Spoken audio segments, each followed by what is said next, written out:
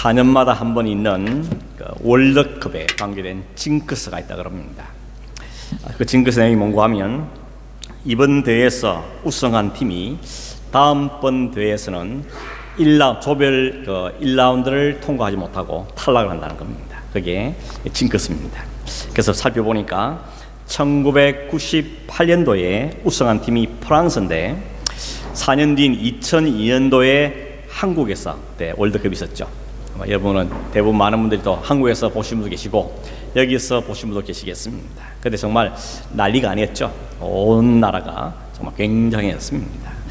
그때 첫 경기가 프랑스와 세네갈이라는 팀에서 경기였습니다. 세네갈이라는 팀은 아프리카 팀으로서 처음으로 그 월드컵 본선에 진출한 그런 나라였습니다. 프랑스는 전년도 우승팀이죠. 그러니 누가 봐도 프랑스가 이길 거다 하는 것은 다 그렇게 기대를 하고 보았습니다. 근데 결과는 세네갈이 이겼습니다. 1대0으로 이겼습니다. 그뿐만 아니라 그의 프랑스가 그 조별 라운드 1라운드에서 탈락으로 말았습니다. 사람들이 얼마나 놀랐는지 보면 가장 강력한 우승 후보팀 중에 하나라고 생각했는데 그 나라가 탈락해버렸으니까 사람들의 충격이 컸습니다. 최고의 이변이다 이렇게 표현을 했죠. 그 외에도 2006년도의 우승팀은 이탈리아고 2010년은 스페인, 2014년은 독일인데 이 나라들이 다 그 다음번 경기 때 다 1라운드에 탈락했습니다. 가장 가깝게는 2018년도에 우승팀은 다시 프랑스였습니다. 이제 4년 후니까 내년이죠. 2022년도에 현재로는 카타르에서 하기로 되어 있는데 그 대회 때도 여전히 이 징크스가 계속될 것인가 사람들에게도 사실 관심들이 많이 있습니다. 여러분 왜 이런 징크스가 생겼는가 사람들이 나름대로 많은 분석들을 하는데 그 중에 하나가 뭔가 하면 자만심이라는 거죠. 전에 우리가 우승했으니까 이런 마음에 자만심이 있다는 겁니다. 혹이라도 그 전에 한 8강쯤 했다 이러면 우리 좀 더 열심히 해서 다음 대회는 우리가 우승하자 이런 마음을 가졌을 텐데 이미 우승이 고지에 올라버렸기 때문에 살짝 정신적으로 해진 게 아닌가 이런 분석들을 내놓기도 하고 또 어떤 사람들은 이미 다른 나라들이 우승한 팀이니까 철저하게 분석을 해서 나왔기 때문에 쉽지 않을 것이다 이런 이야기도 있었습니다. 스포츠에만 있는 건 아니죠.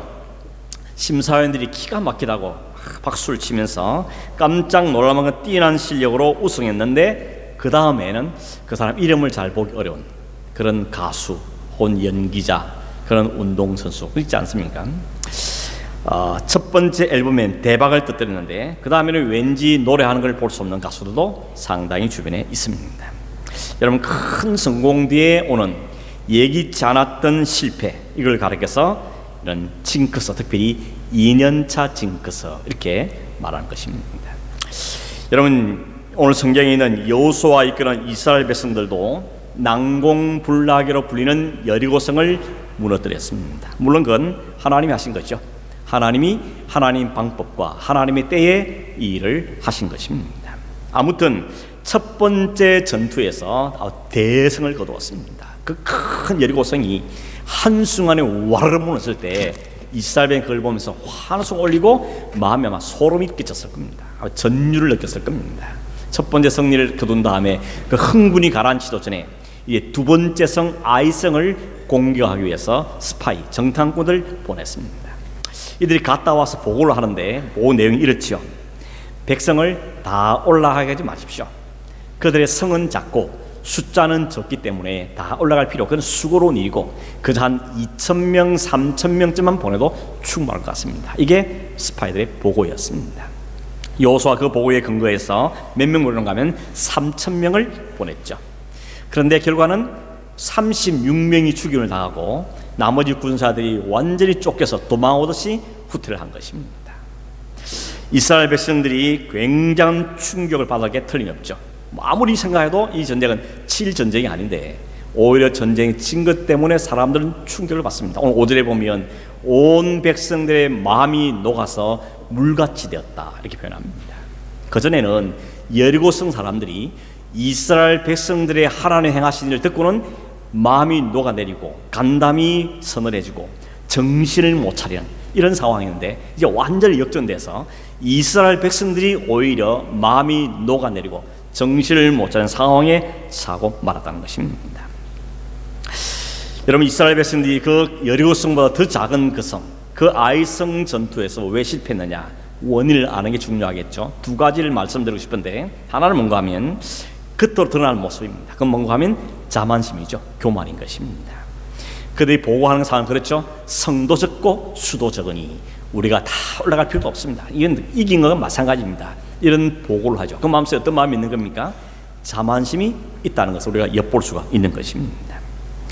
지난번에 말씀드렸지만 성 밖에 있는 군대가 성 안에 있는 군대를 공격해서 이기려면 그 군사력이 최소 3배 정도 돼야 된다고 합니다. 왜냐하면 안을 지키는 게 쉬운 거죠. 3배 정도 돼야 그 성을 차지할 수 있는데, 나중에 보면 알겠지만 아이성 전투에 나중에 죽은 사람 숫자가 12,000명입니다. 그러면 그 안에 있는 사람 12,000명과 대결하려면 3배 36,000명 정도가 올라가 전쟁을 해야 군사적으로 봐도 상식적으로 봐도 이길 수 있는 전쟁인데, 이 사람들은 아니요, 3,000명만 가면 됩니다 라고 이야기했다는 겁니다. 왜 그랬겠습니까? 이겼거든요. 이겼기 때문에.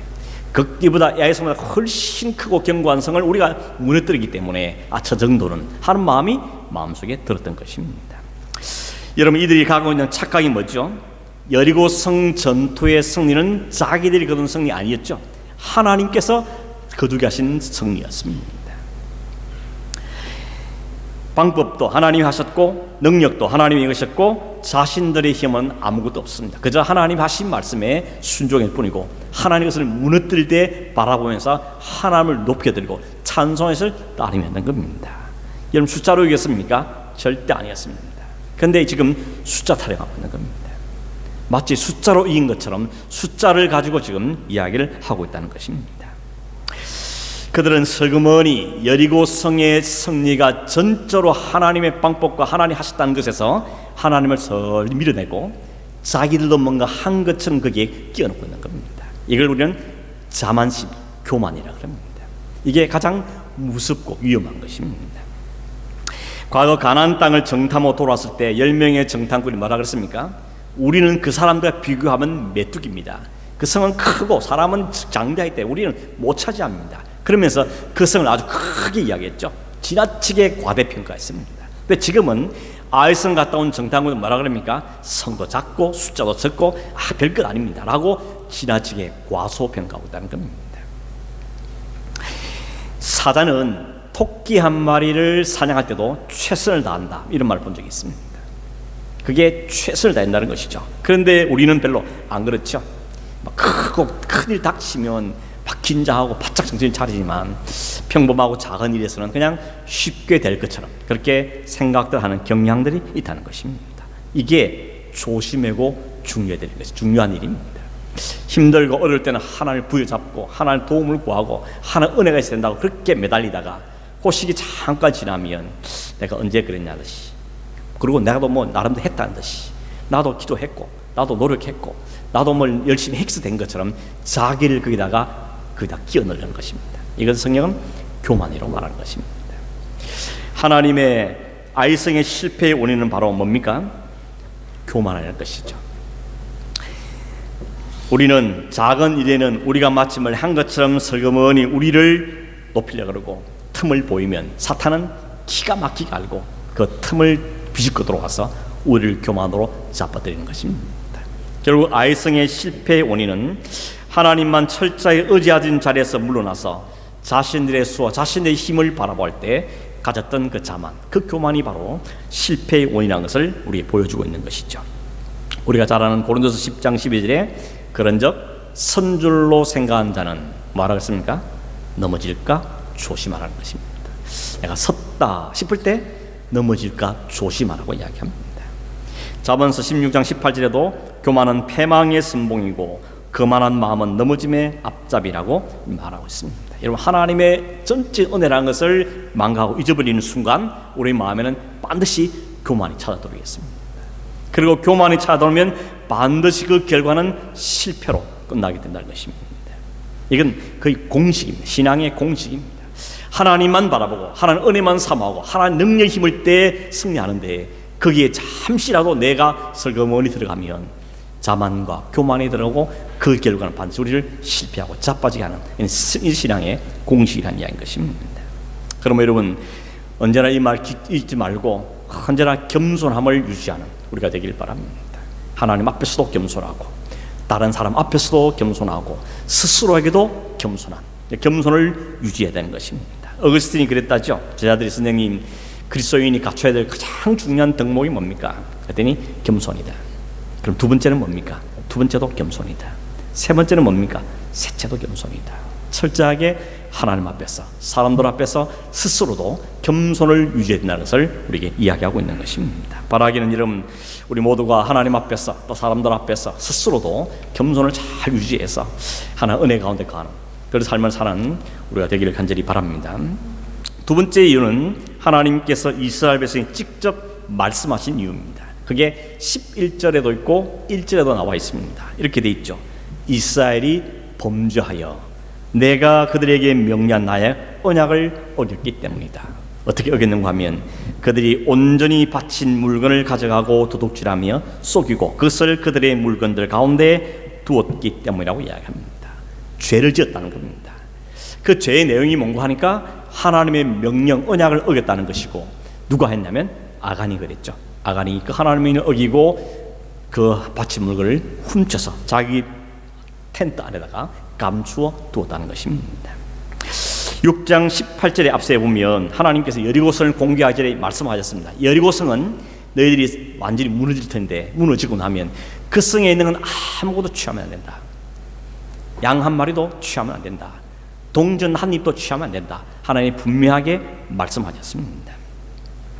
그렇기 때문에 여러분, 그것을 어겨버린 그 아간, 멋있게 보이는 외투 한 벌, 은 조금, 금덩어리 하나, 그것 훔쳐다가, 그걸 가져다가 자기 텐트에 숨기던 것은 하나님의 명령 말씀을 어긴 명백한 죄라고 우리는 말할 수가 있을 겁니다.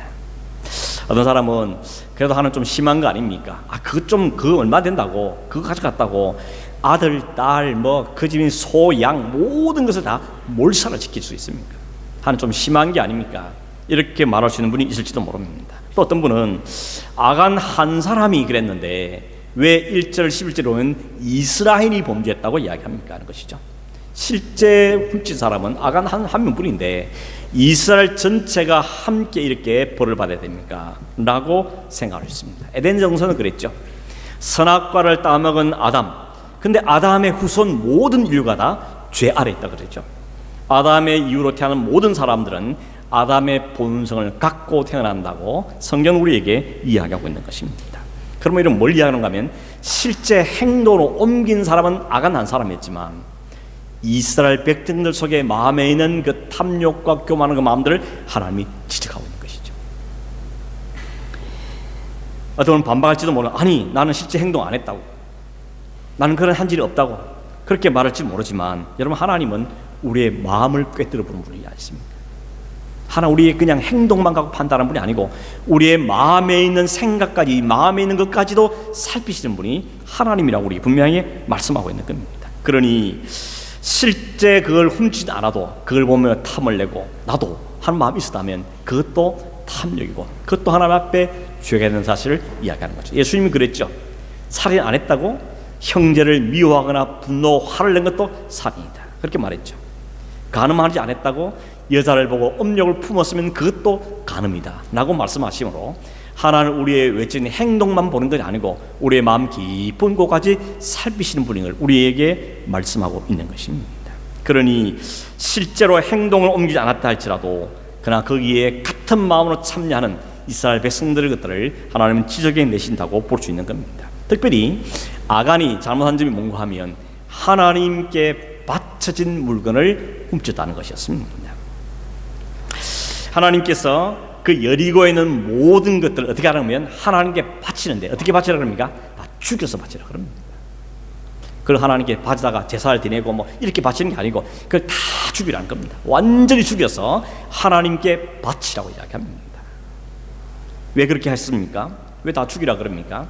그 여리고성은 대표성을 갖고 있습니다. 가나안 땅 전체를 대표하는 첫 번째 성으로 해서 의미를 갖고 있는데 그 성이 어떤 성입니까? 하나님께 대적하는 성이고 그 안에는 온갖 죄악이 가득한 성이고 하나님을 대적하는 그 성이기 때문에 하나님 그걸 다 죽여서 하나님께서 그 온 땅을 거룩하게 만드는 그 하나의 의미로서 하나님 그 성을 완전히 죽이라고 말씀한 겁니다. 그런데 죽이지 않고 살린 겁니다.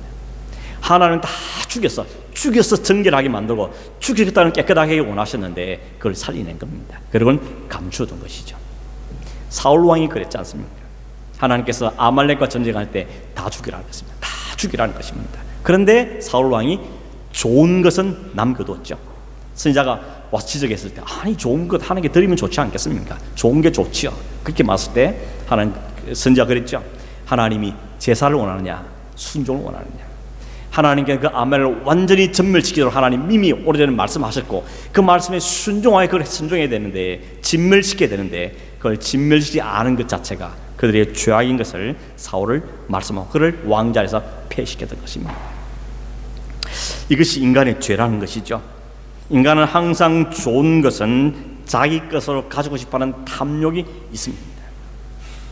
그냥 사실 여러분 좋은 거 보고 좋다, 뭐 이쁘다, 아름답다 이렇게 감정 느끼는 것이 그 자체가 무슨 잘못이겠습니까? 그러나 거기 한 걸음 딱 더 나가면 어떻게 됩니까? 저 가지고 싶은데 어떻게 가질 수 있냐? 뺏어 가졌냐? 경계에서 가졌냐? 죽여서 가졌냐? 이런 악한 마음이 점점점 마음속에 들어진다는 겁니다. 이게 참 인간의 본성인 것입니다. 그렇게 성군을 여겼던 다윗이 남의 아내를 보고 이쁘다 정도면 끝참 좋았을 텐데 데려다가 간음을 짓고 그리고 그걸 은폐하기 위해서 그 남편을 죽이는 이게 인간의 탐욕이라는 겁니다. 다윗이 그 정도면 오늘 우리들 마음도 다 다를 바가 없다는 것을 성경은 우리에게 이야기해주고 있는 것이죠.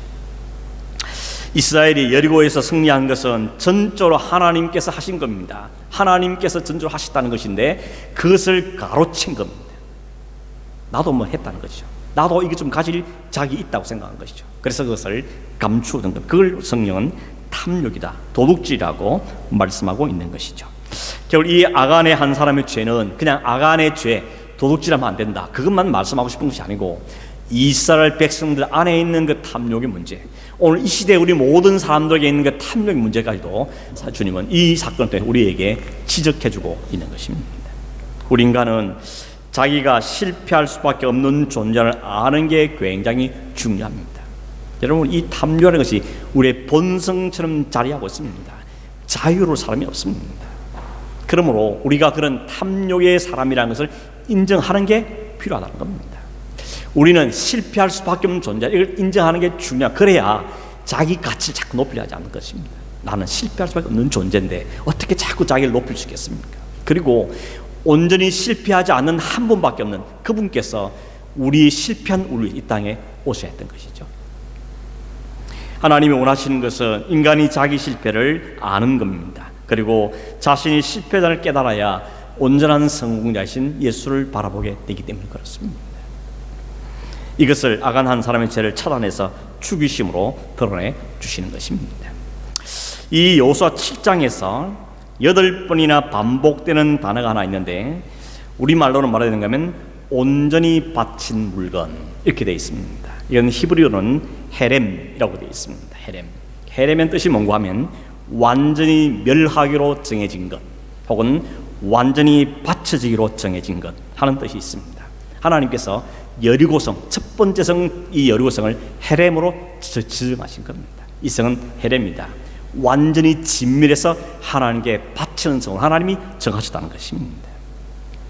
그러므로 인간은 그 어떤 것도 손대면 안 되는 겁니다. 그래서 하나님은 만일 손을 대면 너희들에게 벌이, 너희들의 진노가, 너희들의 고통이 있을 것이라고 말씀하신 겁니다. 그런데 아간이 그걸 손댄 것이 아니겠습니까? 탐욕의 마음에 넘어서 넘보지 말아야 될 것을 넘보고 마는 것입니다. 단순히 아간이 가진 것이 아까워서 하나님이 벌한 것이 아니라 하나님께 바친 것을 탐내는, 하나님의 영광을 가로채는, 오직 하나님께 하셨음을 부정하는 그 행동으로 보시고 그를 벌하시고 계시다는 것입니다. 여러분 12절 말씀에 이런 말씀이 있습니다. 12절 보시면 이렇게 돼 있어요. 그러므로 이스라엘 자손들이 그들의 원수 앞에 능히 맞서지 못하고 그 앞에서 돌아섰나니 이는 그들도 온전히 바친 것이 됨이라. 그 온전히 바친 물건을 너희 중에서 멸하지 아니하면 내가 다시는 너희와 함께 있지 아니하리라. 물건과 이스라엘 백성을 동등히 여기다는 것입니다. 창세기 4장에 보면 가인과 아벨이 각각 하나님께 제사를 드립니다. 근데 하나님이 아벨의 제사는 받으시고 가인의 제사는 안 받으셨죠. 근데 성경이 이렇게 표현합니다. 하나님께서 가인과 그의 제물은 받지 않으시고 아벨과 그의 제물은 받으셨다, 이렇게 말하는 것이죠. 예물을 드릴 때 그 예물만 받는 게 아니고 그 삶을 받는다는 겁니다. 이게 우리가 헌금에 담긴 중요한 의미입니다. 여러분, 헌금을 드릴 때 그냥 돈만 내는 거 아니지 않습니까? 저도 헌금 기도할 때 꼭 그러죠. 이 헌금을 드릴 때 이 헌금과 함께 우리의 정성과 마음과 우리의 삶을 드리니 하나님 이걸 받으시고 하나님께서 기뻐하시고 이게 참여한 성도들에게 복을 주기를 원합니다. 이게 우리의 헌금에 담긴 의미인 것입니다. 그래서 성경에 헌금을 할 때 가장 중요한 걸 뭐라는가 하면 많이가 아니고 즐거이, 많이가 아니고 기꺼이, 이렇게 표현하는 것입니다. 하나님은 기꺼이 내시는 것, 즐거이 내는 것을 원하신다고 이야기하는 겁니다. 억지로 내는 건 하나님이 카운트하지 않는다는 이야기인 것이죠. 우리도 돌아오실 때 다 헌금을 하시죠. 근데 과거에는 주로 헌금 주문을 이렇게 돌렸지 않습니까? 여기에 대한 에피소드가 하나 있는데, 헌금을 미리 집에서 다 준비해서 오늘 헌금해야지 하고 성경책에 끼워 놓는다든지 봉투에 넣어 놓는다든지, 그래서 헌금하면 좋았을 텐데 이 세댁이 그냥 급하게 지갑에 손 넣어가지고 나오는 걸 헌금하려고 생각했는데 마음속으로 얼마짜리 바라는가 하면 10불짜리, 하나는 10불 드려야지 이렇게 마음하고 손을 집었는데 10불짜리가 안 나오고 100불짜리가 잡힌 겁니다. 그러니까 야, 네가 왜 나와? 들어가. 다시 꺼냈는데 몇 번 반복하는 사이에 주머니가 앞에 온 겁니다. 근데 마지막으로 꺼낸 게 또 100불짜리였어요. 어쩔 수가 없었어. 다 눈도 많으니까 그냥 100불 헌금을 했다는 겁니다. 억지로 한 거죠. 하고 난 다음에 나중에 그 친하게 잘 지내지는 권사님한테 그 이야기를 해드렸답니다. 그랬더니 권사님이 이렇게 했어요. 세대 너무 걱정하지 마. 하나님은 마음을 보시는 분이기 때문에 하나님은 반드시 10불짜리를 받았을 거야. 그렇게 이야기하더라는 겁니다. 100불 들었는데 하나님은 10불로밖에 카운트를 안 한다는 이야기인 것이죠. 우리가 웃지만 사실 이게 하나님이 보시는 겁니다. 하나님은 10불이나 100불을 따지는 것이 아니라 어떤 마음으로 들었냐, 어떤 헌신을 들었냐, 이걸 더 중요하게 보신다는 것이죠. 하나님이 아간이 훔친 그 외투 한 벌, 금 한 덩어리, 은 몇 개, 그것이 아까워서 그들을 진멸했다, 그렇지 않습니다. 하나님 그렇게 째째한 하나님이 아닙니다. 천하가 다 하나님의 것이라는 겁니다. 하나님이 진짜 중요한 게 뭔지를 우리에게 보여주는 겁니다. 하나님께 바쳐진 것, 온전히 바쳐진 것에 대해서는 순종하고 지키라는 것을 우리에게 말씀하고 있는 겁니다. 그러니 여러분 생각해 보십시오. 우리는 물질뿐만 아닙니다. 시간이라든지 하나님 앞에 헌신한 거라든지 서약한 것이라든지 계획한 거라든지 이 모든 것이 사실은 하나님께 바친 것 아니겠습니까? 하나님께 온전히 드리기로 작정 아니겠습니까? 그런데 슬그머니 내 마음에 탐심이 생기고 아까운 마음이 생기고 욕심이 생겨서 그것을 하나님 앞에 불순종할 때 하나님께서는 우리에게 어떻게 처하신지 우리에게 말씀하고 있는 것입니다. 여러분, 하나님께서 이 아간을 죽이심으로 우리에게 본을 보이시지만 사실 하나님 계획은 딴 데 있습니다. 요즘 유행한 말 가운데 그런 거 있죠. 다 계획이 있었구나, 이런 말 있죠. 다 뜻이 있었구나. 하나님 뜻은 뭔가 하면 첫 번째 성 여리고성을 완전히 진멸하심으로 하나님의 대적하는 자들 진멸시키고 하나님께 온전히 바치게 함으로 이 땅을 거룩하게 하시는 하나님의 뜻을 보여주시고 그때 순종하여 거룩한 백성으로 세워지는 그 백성들에게 나머지 가난한 모든 것 다 주시려는 것이 하나님의 계획이라는 것입니다. 그러면 이 성 다음부터는 하나님이 앞으로 10년 동안 계속 전쟁을 해 나가는데 한 번도 그 성에 하나님께 다 바치라 그런 적 없습니다. 그 전리품을 다 나누고 가지라고 이야기합니다. 이 고비만 넘었으면 좋았을 뻔했는데 아간은 안타깝게도 그러지를 못한 것을 우리에게 보여주고 있는 것입니다. 하나님께서 왜 첫 번째 것을 요구하시냐? 성경에 하나님 첫 번째를 요구하는 경우가 참 많지요. 첫 수확, 첫 번째 아들, 첫 번째 거두는 것, 첫째 날, 첫째 달, 처음을 굉장히 강조하는 걸 볼 수 있습니다. 왜 처음입니까? 다른 건 하나님 것이 아니고 하나님 안 받으시는 겁니까? 그렇지 않죠. 제가 생각 여러 가지 이유가 있겠지만 두 가지만 말씀드리면 하나는 뭔가 하면 처음 것이 나머지 모든 걸 대표하기 때문에 그렇습니다. 흔히 부모님들도 첫 아들 이렇게 귀하게 보이죠. 첫 번째 어떤 아들이기 때문에 이렇게 하는 경우가 있습니다. 우리가 들은 이 11조라는 것도 그런 거 아니겠습니까? 10분의 1은 하나님 것, 10분의 9는 내 것, 그런 의미가 아니죠. 열의 열이 다 하나님 것이지만 이 하나님 것인 줄 알고 그걸 구분해 10분의 1을 드리게 함으로 또 바치게 하심으로 하나님 내가 10분의 1 드립니다. 하나님 아니야, 다 바친 거야. 그렇게 카운트해 주신다는 겁니다. 그게 대표성의 원리를 갖고 있는 것이죠. 두 번째로 원리는 뭔가 하면 처음은 반드 뒤에 줄줄이 따른다는 이야기를 갖고 있는 겁니다. 첫 수확을 거두었으면 두 번째, 세 번째 계속 있다는 이야기를 하고 있는 겁니다. 그러면 하나님께서 그 처음 걸 요구한 것은 나머지 모든 복이 그에게 약속되어 있음을 우리에게 알려주는 의미를 담고 있다는 것입니다. 그래서 여리고성을 온전히 바치라 한 다음에 그런 모든 것들을 그 백성들에게 나누가죠. 땅도 성도 밭도 모든 수확물도 나누라고 말씀하고 계시는 겁니다. 결국 뭡니까? 하나님을 하나님으로, 하나님의 것을 하나님의 것으로, 하나님의 은혜를 하나님의 은혜로 알고 인정하고 순종하면 하나님께서 더 많은 것으로 더 풍성하게 주신다는 그 원리를 오늘 성경에 담고 있는 것입니다. 여러분 계산 잘 하셔야 됩니다. 뺏기는 게 아닙니다. 하나님이 더 많은 걸 약속하기 위해서 우리에게 순종을 요구할 때가 종종 있습니다.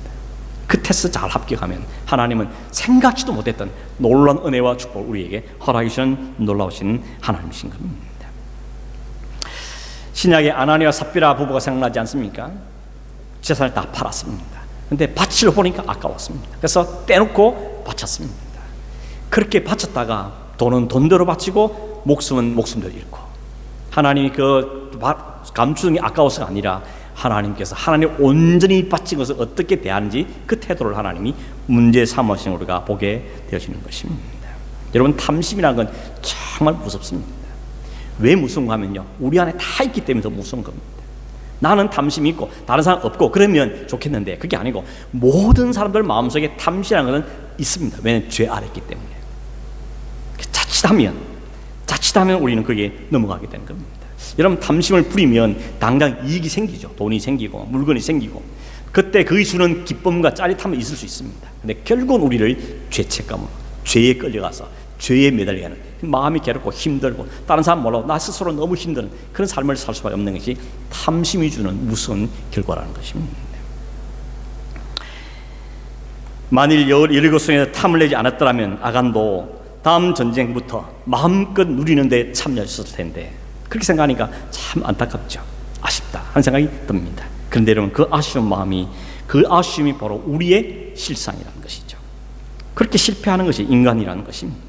탐욕 앞에 여지없이 무너진 것, 그게 바로 오늘 우리가 사는 세상의 현실뿐만 아니라 오늘 우리들의 현실이기도 하다는 것입니다. 그러므로 중요한 건 뭡니까? 그 다음 여호수아와 장로들이 취했던 태도가 중요한 것입니다. 어떻게 했습니까? 여호수아가 자기 옷을 찢고 온 장로들과 함께 여호와의 궤 앞에 땅바닥에 엎드려서 날이 저물 때까지 머리에 티끌을 뒤집어 쓰고 있었다 그랬습니다. 여러분 옷을 찢는다는 것은 뭐죠? 극히 슬프다는 거죠. 너무 슬프다는 겁니다. 너무 안타깝다는 표현이죠. 땅에 엎드렸다는 것은 자신을 낮추는 겸손이죠. 엎드린 것입니다. 회개하는 것입니다. 그리고 티끌을 뒤집다는 건 뭔가 하면 나는 티끌 같은 존재라는 겁니다. 하나님 앞에 나는 정말 이렇게 보잘것없는 정말 티끌 같은 존재입니다. 나를 좀 불쌍히 주십시오. 이런 의미를 담고 있는 것이 바로 여호수아와 장로들이 취한 행동이라는 것입니다. 겸손과 회개의 표시라는 것이죠. 리더는 이렇게 되는 겁니다. 여호수아와 이 장로들이 전쟁하러 갔다 온 장관들 불러다가 대장들 불러다가 왜 그 따위로 전쟁했냐 라고 책망하지 않습니다. 그 안타까움을 갖고 그걸 자신들이 안고 자신들이 잘못한 것처럼 옷을 찢으며 그 앞에 엎드리며 머리를 티끌을 뒤집었다는 것입니다. 예전에 우리는 참 많이 반성할 일이 많지 않습니까? 되게 실패하면 제일 먼저 오는 생각이 누구 때문이야 이거? 집안에서도 몇 짝을 했어? 이런 마음이 우리에 먼저 생겨나죠. 누구 탓이냐 따지는 것입니다. 그 말은 반대로 말하면 나는 그 책임에서 벗어나고 싶은 그런 마음이 또 한쪽에 깔려있는 것입니다. 누구 때문이야? 나는 아니야. 누가 잘못해서? 나는 아니야. 누가 이렇게 망쳐서? 나는 아니야. 이게 우리의 악한 본성이라는 겁니다. 여러분 그건 리더의 태도는 아니라는 것을 오늘 여호수아가 우리에게 보여줍니다. 리더는 어떻습니까? 자기 문제로 안고 엎드리는 겁니다. 그게 리더라는 것입니다. 가정의 리더는 그렇습니다. 순의 리더는 그렇습니다. 부서의 리더는 그래야 됩니다. 교회 리더는 그래야 한다는 것이죠.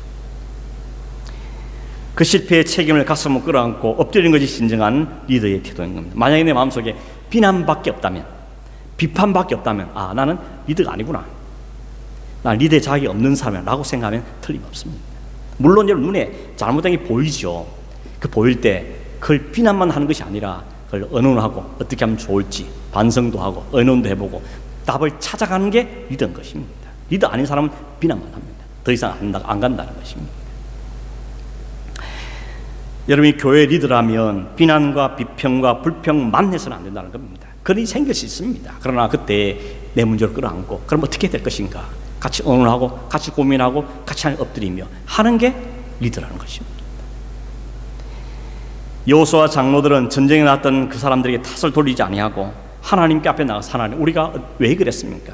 어떻게 하면 좋습니까? 그럼 어떻게 해야 됩니까? 하고 하나님께 물었다는 것입니다. 그랬더니 하나님 여호수아에게 말씀하지 않습니까? 너희들이 실패한 원인은 이거다.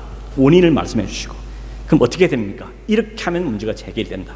세 번째는 앞으로 너희를 어떻게 이끌어가겠다. 하나님은 원인과 답과 앞으로까지 친히 여호수아에게 말씀해 주셨습니다. 여호수아마저도 이게 내 탓 아닙니다. 저 장군들이 그랬어요. 이러고 있었으면 그 백성은 희망이 없는 겁니다. 여호수아와 그 장로들이 엎드렸을 때 하나님께서 원인도 말씀해 주시고 해결책도 말씀해 주시고 앞으로 하나님 어떤 계획을 가지고 있는지도 말씀해 주시더라는 겁니다. 결국 하나님은 자세를 낮추고 엎드리는 사람에게 이렇게 답해 주시는 하나님이라는 것입니다. 정말 바라기는 우리가 실패 안 하면 참 좋겠죠. 그게 제일 베스트죠. 그러나 실패하지 않는 사람이 어디 있습니까?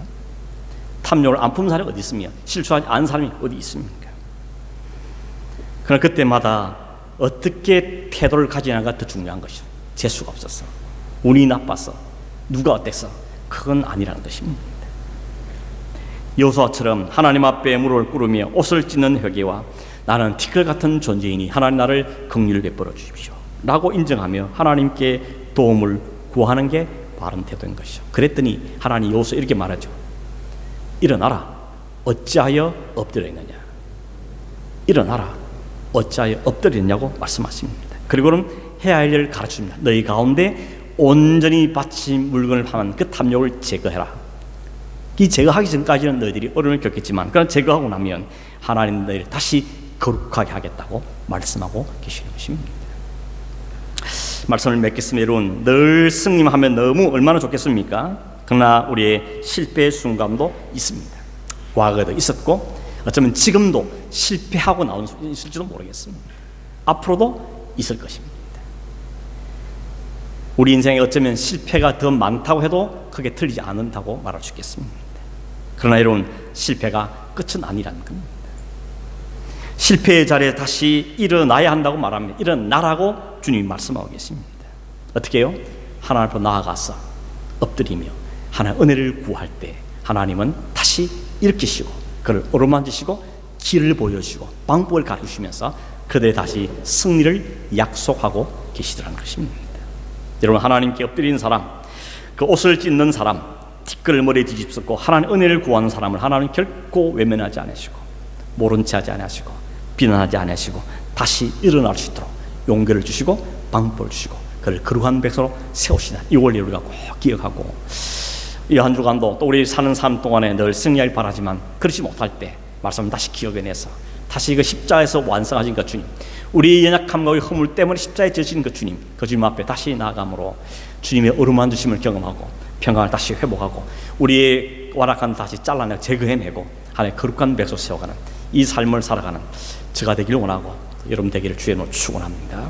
기도하겠습니다. 하나님 아버지, 늘 승리하며 살고 싶은 마음도 있지만 실패할 수밖에 없는 연약한 존재들이고 티끌 같은 존재인 것을 다시 이 아침에도 고백하며 하나님 은혜를 구합니다. 하나님 우리를 세워주시고 우리를 일으켜주시고 하나님 거룩한 백성으로 살아갈 수 있도록 돌보시며 역사하여 주시옵소서. 하나님께 열심하고 헌신하고 결단한 것들을 지켜낼 수 있도록 도와주시기를 원하오며 하나님의 칭찬받는 하나님 백성들로 세워져 가던 저희 되도록 이끄시고 인도하여 주시옵소서. 오늘도 우리를 향하신 하나님의 뜻과 기대를 잘 이해하고 그 하나님께 순종함 사는 우리 삶이 되기를 간절히 원하옵고 예수님의 이름으로 기도하옵나이다. 아멘.